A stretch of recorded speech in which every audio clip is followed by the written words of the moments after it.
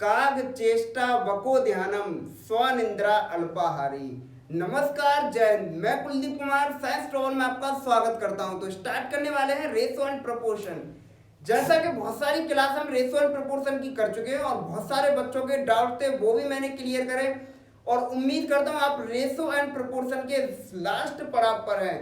कुछ दो चार सवाल इस क्लास में हम करेंगे, उसके बाद क्या करेंगे, इस सेशन को खत्म करेंगे और नया टॉपिक पढ़ेंगे। और मैं चाहता हूं कि आप कमेंट करें वो नया टॉपिक क्या हो सकता है आपके हिसाब से, वरना मैं अपने हिसाब से टाइम एंड वर्क शुरू करने वाला हूं। ठीक है, तो चलिए स्टार्ट करते हैं। और हाँ, मैंने आपको बोला था काग चेष्टा वको ध्यानम स्वनिंद्रा अल्पाहारी, यानी कि जो भी पढ़ने वाले बच्चे हैं उनके अंदर ये 5 गुण होने ही चाहिए।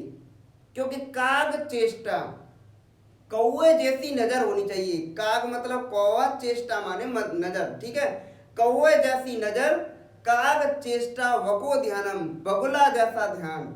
आपने देखा होगा बगुला यानी नदी या नहर के किनारे बैठ जाता है और जैसे ही मछली गोता लेती है वो लेके उससे उड़ जाता है, समझ रहे हैं। और हमें वही ध्यान लगाना है कि जैसे ही हमारे सामने सवाल होगा उसे समझेंगे और एकदम लेके एकदम उड़ जाएंगे उसे हम। ठीक है, और स्वनिंद्रा अल्पाहारी, कम सोने वाला और कम खाने वाला होना चाहिए। अगर ये 5 गुण जिस बच्चे के अंदर है तो मैं समझ सकता हूं या मैं कह सकता हूं वो दुनिया की उसे कोई ताकत नहीं है जो उसे रोक ले सफलता प्राप्त करने से। समझ रहे हैं आप लोग।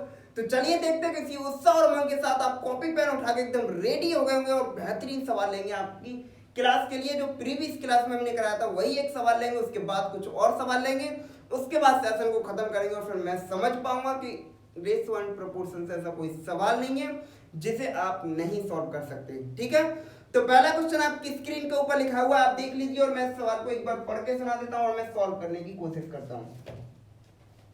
सवाल कह रहा है कि दो व्यक्तियों की आय का अनुपात 5 और 3 है। ठीक है, दो व्यक्ति मान लेता हूं मैं, एक व्यक्ति ए है और दूसरा बी है। इनकी इनकम का जो रेशो है वो 5 और 3 का है। यदि उनके खर्च का रेशो 9 और 5 का होता है, यानी कि उनके एक्सपेंडिचर का रेशो, मैं लिख देता हूं ये इनकम का रेशो है, ये एक्सपेंडिचर का रेशो है, ये दे रखा है 9 और 5 का है। ठीक है, ये कह रहा है कि एक 1300 रुपये बचाता है और एक 900 रुपये बचाता है, तो बताओ प्रत्येक की इनकम कितनी होगी। तो मेरा एक ही कॉन्सेप्ट है, ये वाला कितना बचा रहा है, तुम बोलोगे सर 1300 बचा रहा है, ये कितना बचा रहा है, 900 बचा रहा है कि नहीं। क्रॉस प्रोडक्ट मेथड कल की क्लास में मैंने कराया था और उसी मेथड के साथ इस सवाल को कराएंगे। ठीक है, तो अब आप मुझे बताओ, मैं यहाँ 5 का गुणा 5 में कर दूं तो 25 हो गया, 9 तिया 27 हो गया, दोनों का डिफरेंस कितने का हो गया, 2 का हो गया, है कि नहीं। 27 में से अगर मैं 25 घटा दूं तो 2 बचेगा।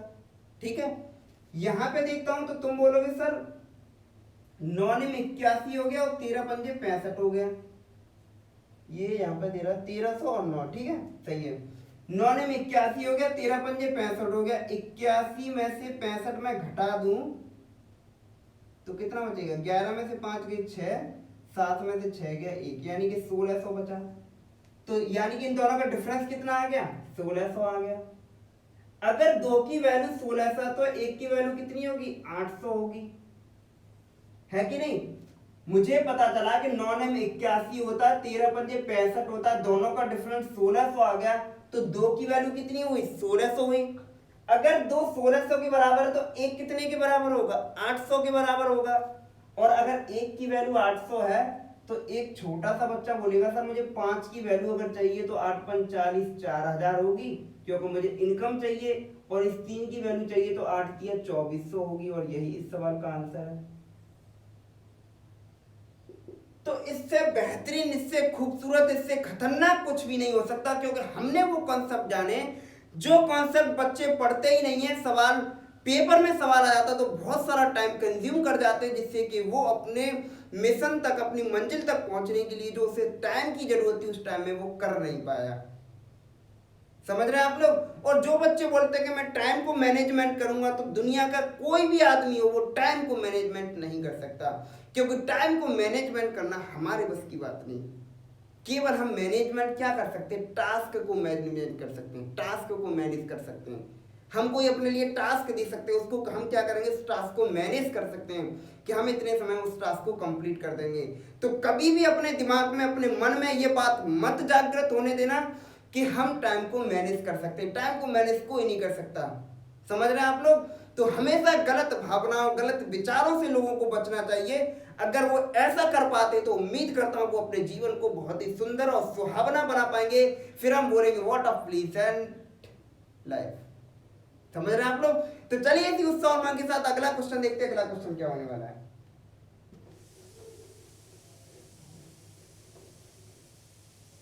अगला क्वेश्चन कह रहा है कि ए बी सी की आयों का अनुपात, यानी कि ए बी सी की आयों का अनुपात दे रखा है 3:7:4,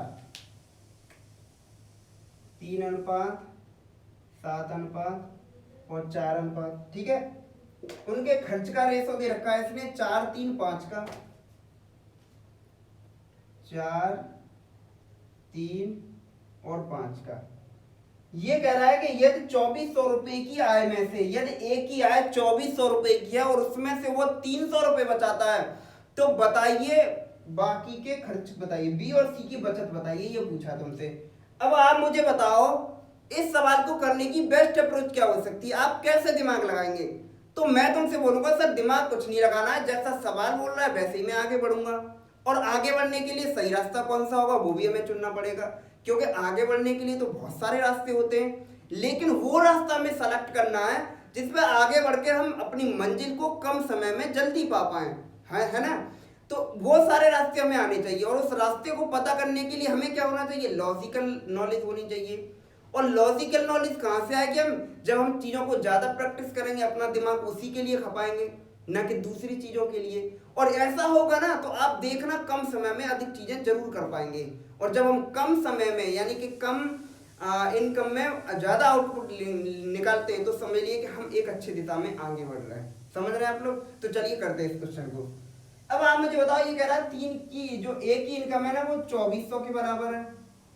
तो क्या मैं कह सकता हूँ 3 की वैल्यू 2400 है, और अगर 3 की वैल्यू 2400 है तो ये कितना गुना है, 8 गुना है, यानी कि 1 की वैल्यू कितनी होगी, तुम बोलोगे सर 800 होगी। 3 की वैल्यू 2400 तो 1 की वैल्यू 800, ये तो सब पता होगा आपको, है कि नहीं। अब आप मुझे एक चीज बताओ कि अगर 3 की वैल्यू 2400 थी तो 1 की वैल्यू 800, मैं इनकम की बात कर रहा हूं, तो यहां से मैं देख के बता सकता हूं कि 7 की इनकम कितनी होगी, तुम बोलोगे सर 8 7 5600 होगी, है कि नहीं। और सी की इनकम कितनी होगी, तुम बोलोगे सर 3200 होगी। अब ये कह रहा है कि ये क्या है, इनका एक्सपेंडिचर है कि नहीं, यानी 4 3 5 ये क्या एक्सपेंडिचर है।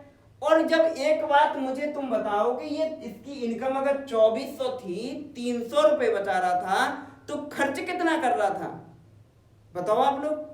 इनकम 2400 थी, खर्च 300, बचा 300 रहा है, तो खर्च कितना कर रहा है, तुम कहोगे सर 2100 रुपए खर्च कर रहा है। तो क्या यहां से मैं कह सकता हूं ये 4 की वैल्यू 2100 है कि नहीं। अगर 4 2100 के बराबर है तो 1 की वैल्यू तो मैं बिल्कुल निकाल सकता हूं, तुम बोलोगे सर 4 पन्ना 20 होता है, 2 बचे 10 हो गए, 4 दूनी 8 होता है, और 4 पन्ना 20 होता है, 525 आ गई। 1 की वैल्यू 525 है, ये क्या है, खर्चा है, यानी कि 4 की वैल्यू 2100, यानी एक कितना खर्च कर रहा था, 2100 रुपए खर्च कर रहा था। तो एक की वैल्यू कितनी आएगी, 525 आ गई। तो 3 की वैल्यू कितनी होगी, तुम बोलोगे 5 3 1575 होगी, यानी कि बी कितना खर्चा कर रहा है, 1575 रुपए खर्च कर रहा है। और इसकी बात करूं सी की, तो सी कितना खर्च करेगा, तुम बोलोगे सर एक 525 है तो 5 कितना होगा, 55 25 25 पंजे 125, यानी कि 2500 और एक 2625 रुपए हो गया। यानी 5 का गुणा 500 में करूंगा तो 2500 आएगा, और 5 का गुणा 25 में करूंगा तो 125 आएगा। 2500 और 125 को मैंने ऐड किया तो कितना आएगा, 2625 आएगा, है कि नहीं। तो अब आप मुझे बताओ कि ये 2625 खर्च कर रहा है, ये 1575 खर्च कर रहा है। बी कमा 5000 रहा था, ठीक है, यहां देखते हैं, बी कमा 5000 रहा था, खर्च 1575 कर दिया, तो कितना बचा रहा है, तुम बोलोगे सर हम घटा देंगे तो यहां से निकाल लेंगे इसकी बचत कितनी होगी, तुम बोलोगे सर 5000 में से 1500 घटाएंगे तो कितना बचा, एक बार निकाल के देख लेना, ठीक है। यानी कि 10 में से 5 गया 5, 9 में से 7 गया 2, और यह कितना बचा 0। 10 में से 5 गया 5, और 5 में से 1 गया 4, सॉरी 0 आया,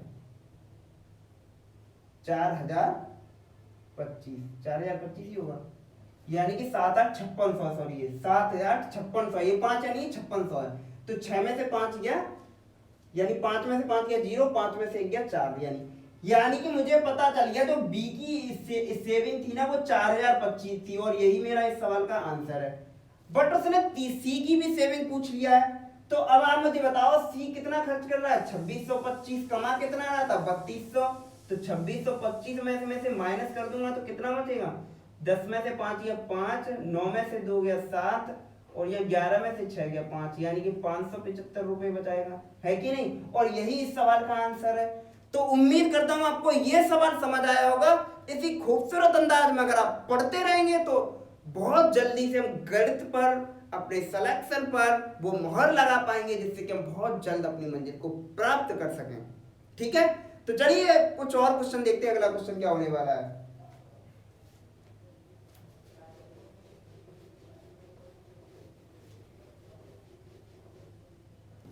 अगला क्वेश्चन कह रहा है कि ये देखो, ये अगला क्वेश्चन बहुत ही खूबसूरत क्वेश्चन है। पता कैसे, इस सवाल को बहुत सारे मेंटर्स को भी मैंने देखा है, बहुत सारे बच्चों को भी देखा है, इतना लेंथी कर देते हैं कि बच्चा सवाल करे कैसे। मेरी तो यही समझ में नहीं आता, समझ रहे आप लोग। तो पेपर में अगर ऐसे सवाल फंस जाए तो आप बिल्कुल बहुत लेंथी करेंगे और टाइम अपना कंज्यूम कर लेंगे बिना बात के। और ऐसे क्वेश्चन की बेस्ट अप्रोच क्या हो सकती है, वही तो हम पढ़ रहे हैं, इसीलिए तो हम साइंस टॉवर में आए। साइंस टॉवर का मतलब क्या है, साइंस में या किसी चीज में नई इनोवेशन करना, और नई इनोवेशन करेंगे, नई सोच रखेंगे, क्योंकि हमारी क्लास का एक ही हम कह सकते थीम है कि विकास कर रहा है तो सोच को बदलो, संस्कृति को नहीं। बट आप अपनी सोच को बदल दीजिए, संस्कृति को बदलने से कुछ हासिल नहीं होगा, क्योंकि सोच को बदलने से ही सब कुछ प्राप्त कर सकते हैं। बात तब नहीं होती कि आप समुद्र से मछली पकड़ लाते हैं, बात तो तब होती है कि जब समुद्र में तूफान आ जाए और उसके बाद मछली पकड़ लाएं आप लोग। यानी कहने का तात्पर्य है कि हम विकास कितना भी कर लें, बात तब नहीं है, बात तो तब होगी कि हम विकास भी कर लेंगे और अपनी संस्कृति को बरकरार भी रखेंगे। इसलिए मैं कहता हूं विकास करना है तो सोच को बदलो, संस्कृति को नहीं। समझ रहे हैं आप लोग। तो चलिए अगला क्वेश्चन देखते हैं, क्या है अगला क्वेश्चन। अगला क्वेश्चन कह रहा है कि ए बी सी 9, 7, 9, 12 के अनुपात में है, यानी कि ए बी सी 7, 9, 12 के रेशो में, ठीक है। ये इनका इनकम का रेशो है और इनका एक्सपेंडिचर का रेशो दे रखा है 8, 9, 15, 8, 9, 15। यदि ए अपनी आय का 1/4 बचाता है, 4 भाग बचाता है, तो एबीसी की बचतों का अनुपात बताइए। अब आप मुझे बताओ इस सवाल में आप क्या अप्रोच लगा सकते हैं। अगर एक बच्चा डायरेक्ट बोलेगा तो वो बोलेगा सर मैं जितना कमाता हूं ना, जितना इनकम करता हूं और उसमें से मैं जितना खर्च करता हूं उतना घटा दूं तो मेरी बचत निकल आती है कि नहीं। मान लो मैंने 10,000 रुपए कमाए, 5,000 खर्च कर दिए, तो मेरी बचत कितनी हुई, सेविंग कितनी हुई, तो तुम कहोगे सर 5,000 रुपए। बट यहाँ थोड़ी चीजें उल्टी हो गई। अब आप मुझे देखकर बताइए कि इसने 7, 9, 12, अगर मैं अज्यूम कर लूं कि ये 7 रुपए कमाया, 9 रुपए कमाया, 12 रुपए कमाया, और यहां देखा तो मैंने 8 रुपए खर्च किया, 9 रुपए खर्च किया, 15 रुपए खर्च किया, क्या कभी ऐसा हो सकता है कि हम कम कमाएं और ज्यादा खर्च हो जाए फिर बोले कि बचत बताइए। तो आप बोलेंगे सर व्हाट इज नॉनसेंस, ऐसा कैसे हो सकता है। तो मैं आपसे एक ही जवाब दूंगा कि उसने पैसे तो ज्यादा कमाए थे बट उसने खर्च कम करा इसलिए बचत आई। लेकिन यहां देखकर तो ऐसा नहीं लगता। अगर यहां देखकर ऐसा नहीं लगता है तो कोई जरूर दूसरा लॉजिक रहा होगा। मैं तुमसे बोलता हूं कि मान लो कि एक लड़के ने 10,000 रुपए कमाए, ठीक है, 1,000 कमाए, दूसरे ने 2,000 कमाए, तो इनके रेशो की बात करूं तो तुम बोलोगे सर 1 और 2 का आएगा, आएगा कि नहीं आएगा। मैं बोलूं इसने 500 रुपए खर्च किए और इसने 400 रुपए खर्च किए, तो अब इनका रेशो देखा मैंने 5 और 4 का आएगा, है कि नहीं। तो यहाँ से आप मुझे बताओ, इनकम 1 और 2 है और रेशो 5 और 4 है, और फिर तुम बोलो सर ऐसा कैसे हो सकता है, तो ऐसा ऐसे हो सकता है। समझ रहे हैं आप लोग? तभी हमने देखा कि उसकी इनकम का रेशो देखा जाए तो कम कम आ रहा है, और एक्सपेंडिचर का रेशो देखा जाए तो ज्यादा ज्यादा आ रहा है, और इस सवालों में बच्चे फंस जाते हैं। फिर वो एक्स वाई जेड जो मर्जी तमाम तरह की बातें पता नहीं क्या क्या करने लग जाते हैं, या फिर सवाल को स्किप करेंगे और आगे बढ़ेंगे। और जो बच्चा ऐसे सवालों को करता है वही तो आगे बढ़ता है कि नहीं? तो चलिए देख लेते हैं ये सवाल कैसे करेंगे। देखो, अब देखो एक चीज आपको देखने वाली बात है, इसने दे दिया ए के बारे में कुछ हमें क्लू दे दिया कि ए क्या कर रहा है, वो 1/4 बचा रहा है कि नहीं? अब 1/4 बचा रहा है, इसका मतलब क्या हुआ कि इनकम 4 रही होगी, 1 बचा रहा है, तो एक्सपेंडिचर कितना कर रहा है? तुम बोलोगे 3 कर रहा है। तो यहाँ पर मुझे कुछ नहीं करना, मुझे ए को उठाएंगे, तो इसने इनकम कितनी है? तुम बोलोगे सर 4, तो 4 से गुणा कर दो, यानी 1/4, यानी टोटल इनकम क्या है, डिनोमिनेटर होता है वो मेरा टोटल इनकम को इंडिकेट करता है, तो टोटल इनकम 4 आ गई। एक्सपेंडिचर कितना करा? तुम बोलोगे सर 3 करा, यहाँ पे 3 करा, ठीक है। और जो 7 और 8 का जो रेशो है ना, ए का मतलब ए का रेशो, हम ए के बारे में हमें ये सब कंडीशन दे रखी, तो ए के भी लेके चलेंगे।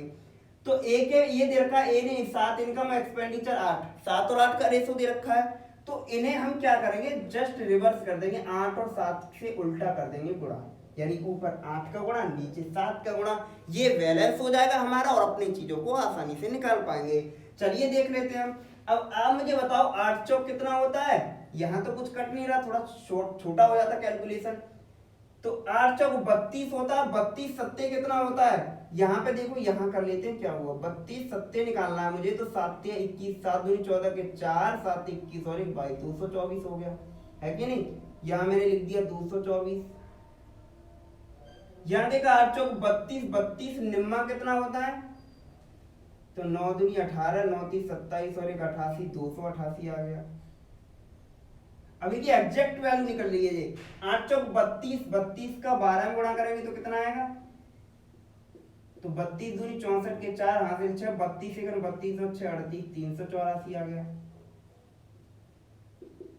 अब मैंने नीचे देखा तो तुम बोलोगे 7 या 21 होता, 21 अट्ठे 168, ये तो पता ही होगा।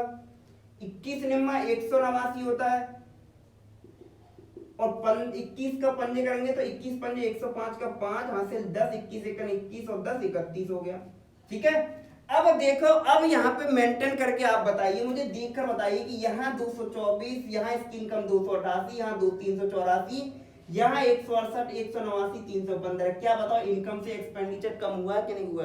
और इस तरह हम अपनी सेविंग निकाल सकते हैं, नहीं निकाल सकते? तुम बोलोगे सर बिल्कुल निकाल सकते हैं। अगर जिन बच्चों को ये कॉन्सेप्ट समझ नहीं आ रहा है तो वो क्या करेंगे, वीडियो को एक बार और देख लेंगे, जिससे कि चीजें क्लियर हो जाएंगी।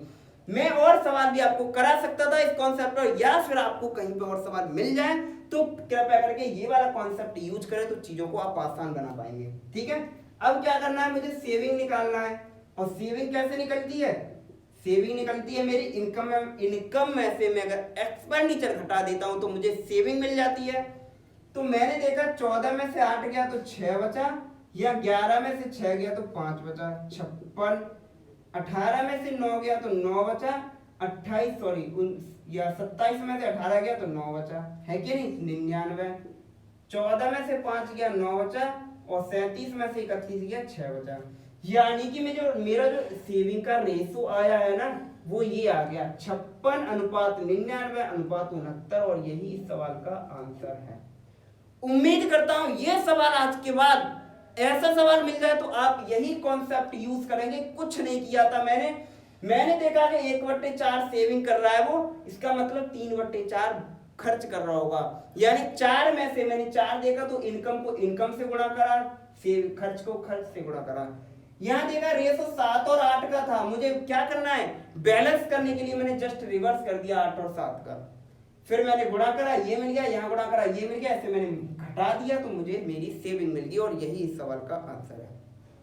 समझ रहे हैं आप लोग? तो चलिए इसी उत्साह और उमंग के साथ अगला क्वेश्चन देखते हैं। अगला क्वेश्चन क्या है? अगला क्वेश्चन करने का मतलब समझ रहे हो आप लोग?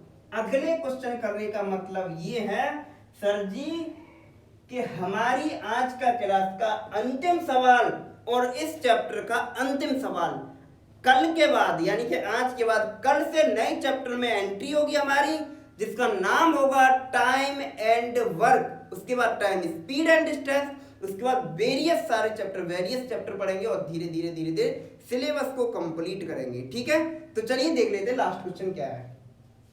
लास्ट क्वेश्चन भी बहुत खूबसूरत है, और लेकिन हमें जितना खूबसूरत क्वेश्चन होता है तरीके उतने ही खूबसूरत होने चाहिए, क्योंकि खूबसूरती से खूबसूरती का मिलन होता है तो नई चीजों का जनरेट होता है, और वो हमारे समाज को और खूबसूरत बनाती हैं। समझ रहे हैं आप लोग? तो चलिए देख लेते क्वेश्चन क्या है। ये कह रहा है कि मेरे खर्च और बचत के बीच अनुपात 3 और 4 है, यानी कि देखो ये एक्सपेंडिचर लिख सकता हूं मैं और ये इनकम लिख सकता हूं, सॉरी सेविंग, खर्च और बचत यानी कि सेविंग। कितना रेशो दे रखा है? 3 और 4 का। ठीक है, अब ये कह रहा है कि यह अनुपात 4 और 3 बनाने के लिए, यानी कि 4 और 3 बनाने के लिए खर्च में कितने प्रतिशत की वृद्धि कर देनी चाहिए। तो यहां पर एक चीज मुझे देखकर बताओ कि पहले 3 रुपए खर्च कर रहा था, 4 रुपए बचा रहा था, एक तरह से ऐसे समझ लीजिए। अगली बार क्या कह रहा है कि इस 3 की जगह अगर ये 4 रुपए खर्च करे और 3 रुपए बताए, तो बताइए कितना इसने क्या करा, मेरा मतलब कितना वृद्धि प्रतिशत किया एक्सपेंडिचर में। तो यहां से मैं देख सकता हूं कि ये 3 रुपए खर्च कर रहा था, 4 रुपए बचा रहा था, तो मैं क्या कह सकता हूं कि सेविंग में से इसने 1 रुपया और खर्च कर दिया, यानी कि यहां से 1 रुपया और खर्च करेगा तो 3 और 1 कितना आ गया, 4 रुपए खर्च करने लगा कि नहीं करने लगा। और यहां से देखकर मुझे बताइए कि इसने 4 रुपए जब सेविंग कर रहा था, 1 रुपए और अधिक खर्च कर दिया, तो यहां कितना बचा, सेविंग अब कितनी बचेगी, 3 रुपए बचेगी, है कि नहीं।